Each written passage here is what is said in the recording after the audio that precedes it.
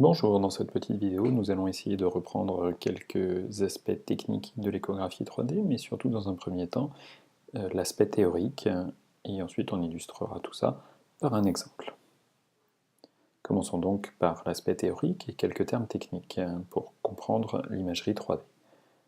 L'image 2D classique est constituée de pixels, alors que l'imagerie 3D est quant à elle constituée de voxels. Le pixel est défini par des coordonnées portées par deux axes, x et y, alors que en imagerie 3D, le voxel est défini par des coordonnées portées par trois axes, x, y, mais aussi z. Si l'on prend maintenant un cube, au sein de ce cube, on va pouvoir construire trois plans ayant une intersection à angle droit chacun. Le plan A en rose, le plan B en vert, et le plan C, enfin, en bleu. Nous allons pouvoir appliquer ce cube à une sonde d'écho et à son faisceau d'ultrasons. Ainsi, en échographie 2D classique, on reconstruit le plan A. Le principe de la sonde 3D est donc de balayer grâce à un moteur l'ensemble des plans A en suivant le plan B. De ces deux plans acquis, la machine va reconstruire par un algorithme le plan C. La sonde 3D acquiert donc une somme de plans A et reconstruit un volume. Nous allons pouvoir naviguer ensuite au sein de ce volume reconstruit a posteriori pour rechercher les images que nous souhaitons avoir. Les paramètres de ce volume sont donc définis par deux choses: l'angle de balayage d'acquisition des plans A, mais aussi la vitesse de balayage de ces plans. Voyons tout d'abord l'angle. Plus l'angle d'acquisition est réduit, plus le volume acquis est petit.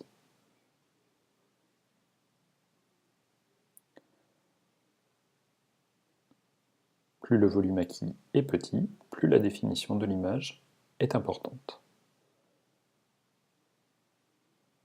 Pareillement pour la vitesse, plus la vitesse d'acquisition de ces plans A est faible, et plus la définition de l'image reconstruite est bonne. Quelques points importants pour optimiser l'image échographie 3D attendue. Tout d'abord, ce premier principe, une mauvaise image 2D donnera une mauvaise image 3D. Il faut donc s'astreindre par commencer à optimiser son image 2D, même si les conditions d'examen sont parfois difficiles. Ensuite, il va falloir définir l'image que l'on souhaite acquérir, ou plutôt la structure, puisqu'en effet, l'angle et la vitesse d'acquisition vont en dépendre fortement. Et pour reconstruire un corps calleux qui est une petite structure, ça ne va pas demander le même angle d'acquisition. Ici, on voit un visage qui nécessite de balayer davantage d'informations. L'angle d'acquisition du volume est directement paramétrable en général sur l'appareil, et la vitesse d'acquisition est en général cachée sous le vocable qualité de l'image. En effet, plus la qualité de l'image est élevée, plus la vitesse d'acquisition est lente. Le problème d'une vitesse d'acquisition lente, c'est qu'on a un fœtus qui bouge, et donc l'image qu'on va reconstruire va sans doute se retrouver artefactée par ces mouvements.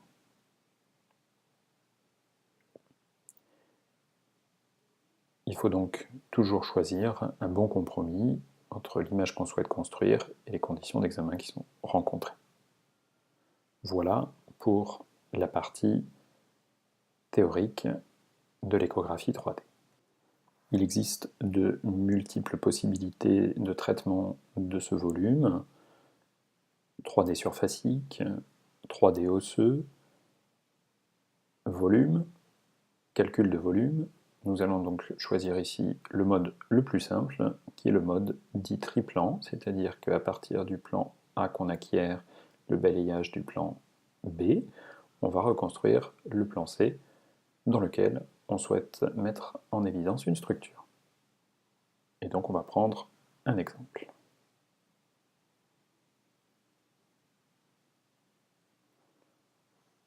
L'exemple est celui du corps calleux. On va prendre donc la tête fétale, on va la placer dans notre cube, ou si vous préférez, dans notre sonde. L'idée est donc de partir du plan du bipariétal pour reconstruire le corps calleux.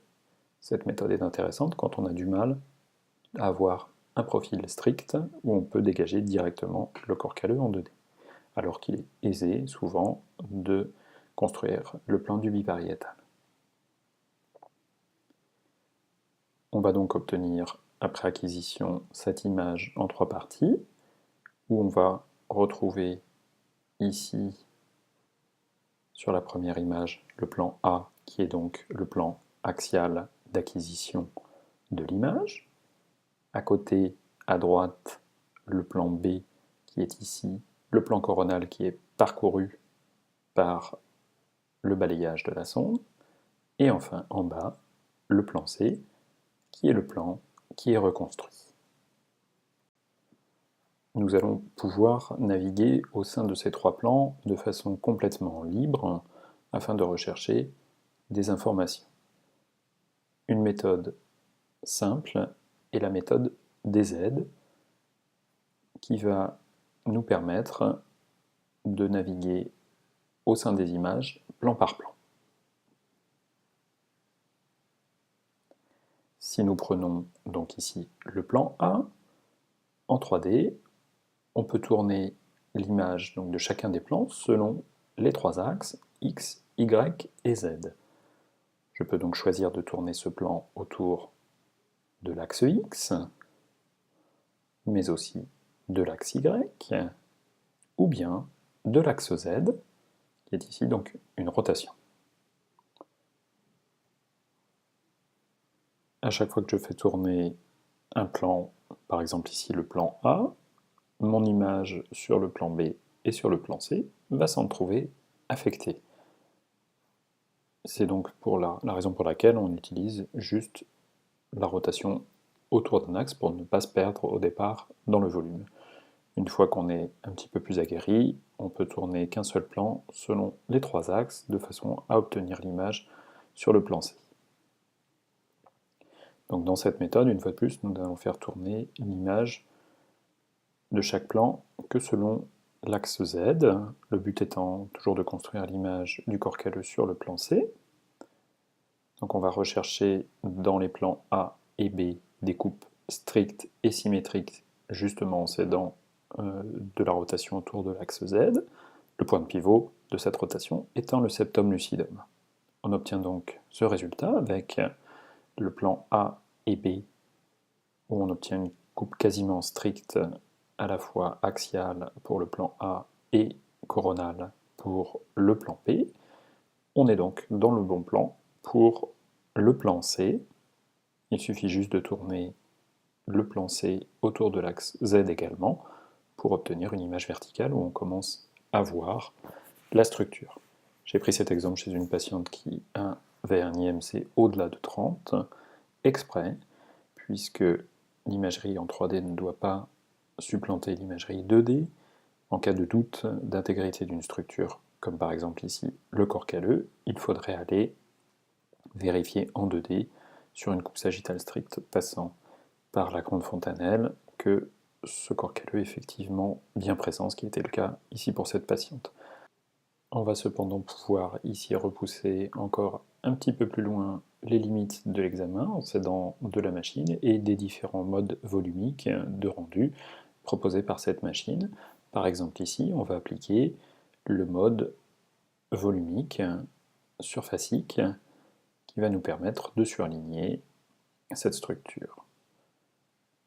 Donc tous les modes de traitement de l'image, qu'ils soient osseux, volumique contrasté, vont être autant d'aides à la reconstruction d'une image. Ces différents modes de rendu feront très probablement l'objet d'une prochaine vidéo. Je vous remercie, à bientôt.